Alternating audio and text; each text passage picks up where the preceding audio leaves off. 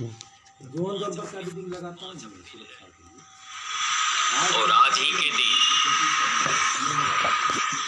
जो मेरे status WhatsApp और फेसबुक दोनों पर लगा हुआ है, प्रधानमंत्री, माननीय प्रधानमंत्री, भारत के यशस्वी प्रधानमंत्री नरेंद्र मोदी जी का आह्वान 5 अप्रैल रविवार को रात के 9 बजे 9 मिनट के लिए घर की सारी बत्तियों को बंद कर परिवार के सदस्यों की संख्या के हिसाब से कम एक एक दीपक अपने घर के दरवाजे के पास, बाहर या बालकोनी में जलाने का आह्वान है। इसी आशा विश्वास के साथ मैं कुछ तथ्यों को तमाम भारतीयों के सामने रखना चाहता हूँ।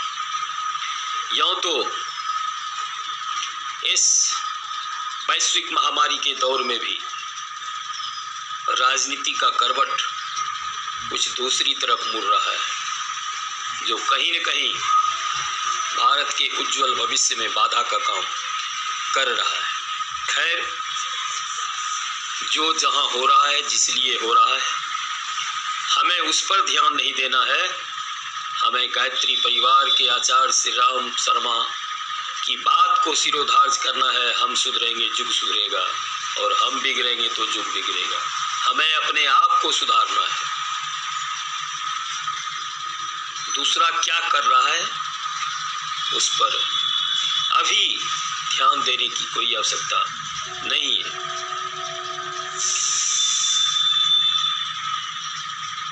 सर्वप्रथम आज 5 अप्रैल रविवार को मैं तमाम दर्शकों, माताओं, बहनों, सज्जनों, नौजवान साथियों, मेरे विद्यार्थियों, आप सबों से गुजारिश करता हूँ कि रात 9 बजे 9 मिनट के लिए अपने घर की सारी बत्तियों को बंद कर तेल, घी के दिए, मोमबत्ती, मोबाइल का फ्लैश या टॉर्च 9 मिनट के लिए जलाने का कष्ट करेंगे, जो हमारे देश के यशस्वी प्रधानमंत्री माननीय नरेंद्र मोदी जी का आह्वान है।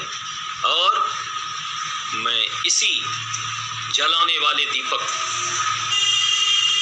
के सापेक्ष कुछ अपना तर्क, कुछ सच्चाई आपके सामने उजागर करना चाहता हूँ। हम सबों को पता है, दुनिया के किसी भी काम को करने के लिए ऊर्जा की आवश्यकता पड़ती है, और ऊर्जा के कई रूप होते हैं। हम भारतीय एक साथ दिए को रात में जलाएंगे। दिया से जो प्रकाश निकलेगा, प्रकाश के साथ साथ ऊष्मा भी उत्पन्न होगी, वह ऊर्जा का एक रूप है। और जिस उद्देश्य, जिस लक्ष्य के लिए दीपक जलाना है, वह है वैश्विक महामारी कोरोना वायरस को मारना। यह एक काम है और इसके लिए ऊर्जा चाहिए। कोरोना को मारने के लिए जो ऊर्जा चाहिए वह है ताप ऊर्जा, और वह ताप तभी उत्पन्न होगा जब ईंधन जलेगा। जिस ईंधन की, thank you singer Ayush ji, share कर दीजिए अपने दोस्तों के साथ।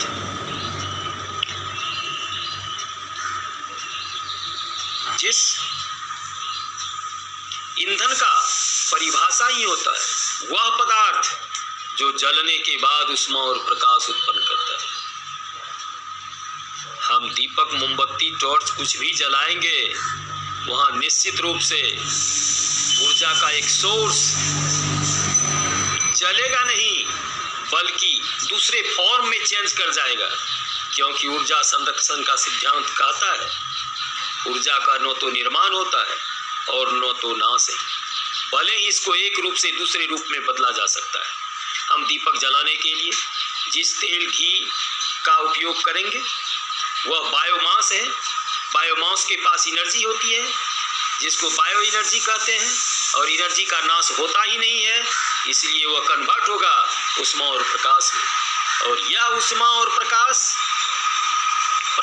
तो हमारी हौसला को अफजाई करेगा, हमारी एकता का सूचक बनेगा, लेकिन उसके साथ जो उष्मा निकल रहा है वह उष्मा कोरोना वायरस को मारने का काम करेगा।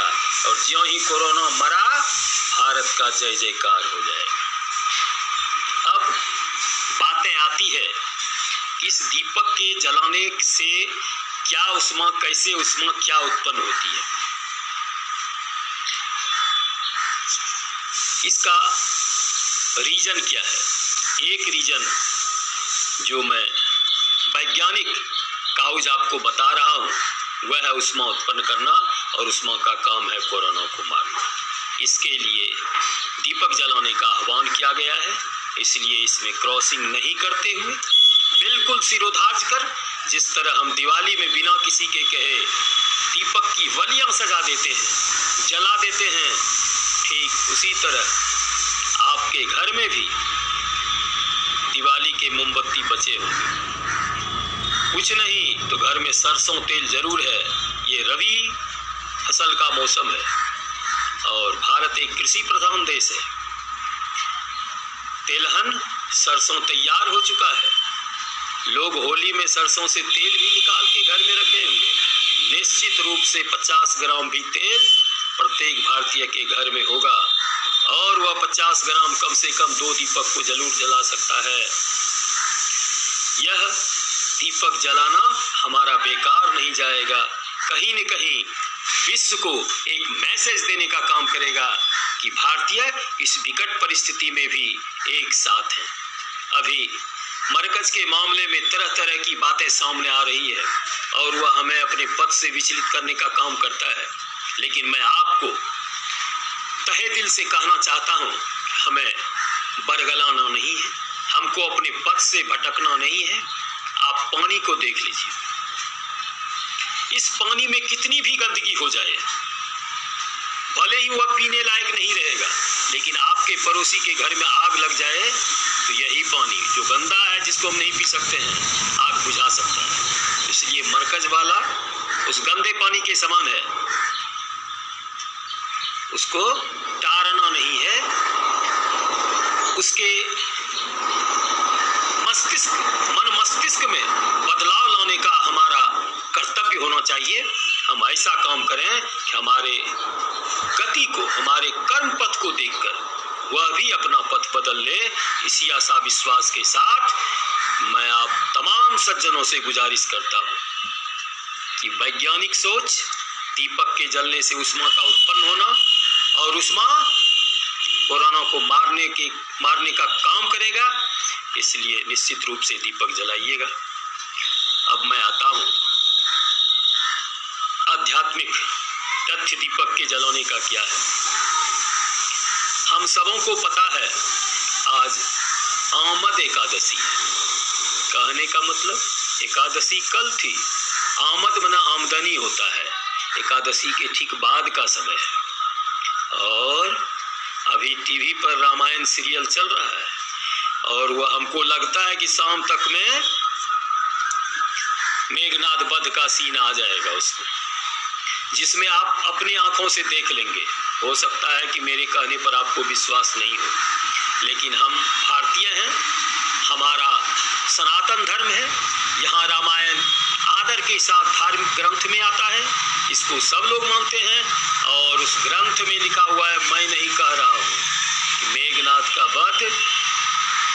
थैंक यू भानु जी, अपने मित्रों में शेयर कर दीजिए। उस मेघनाद का वध मर्यादा पुरुषोत्तम श्री राम के द्वारा दीपक जलाकर ही हुआ था। दीपक के लौ से प्रेरणा लेकर अपने वाण के संधारण के बाद हुआ था। और पता है आपको, मेघनाद रावण का ज्येष्ठ पुत्र था। थैंक यू बालमुकुंद चाचा, अपनी टीम में इसको शेयर कर दीजिए, अच्छा रहेगा, क्योंकि मैं पूरे भारतीयों को संबोधित करना चाह रहा हूं।